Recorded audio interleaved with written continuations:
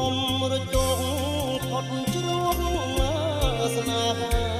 ខានមានសោកាជារឿងទុក្ខារីរៃសូមលះហើយរួងអស់និស័យអស់និស័យដើម្បីកុំឲ្យតណ្ហាដន់ទៀត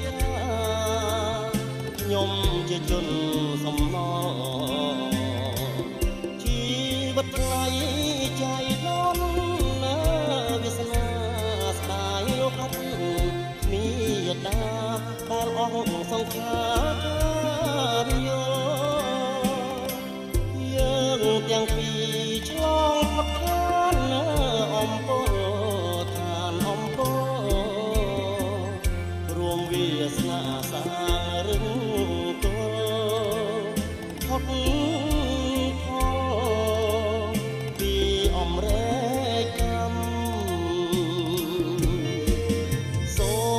មប្រកាសដល់អង្គទេវតាជួយចាំរឿងស្នេហាបណ្ដាដួងចិត្តនៃខ្ញុំសូមឲ្យចិន្តានៃបុព្វាប្រពំ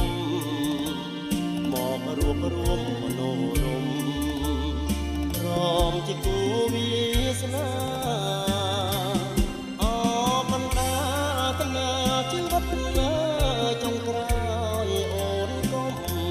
បន់ដោយឲ្យមានចិត្តប្រាំងឆាជួយអាណិតដល់ជីវិតណាកំព្រាកំព្រាជួយបងផងណាពុំរួមជាគ្នា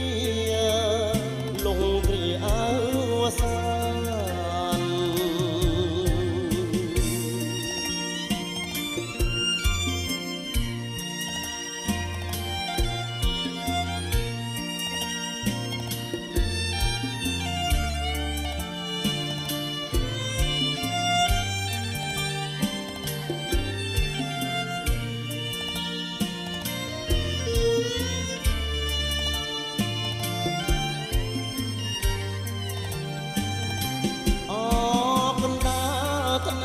ជីវិតណា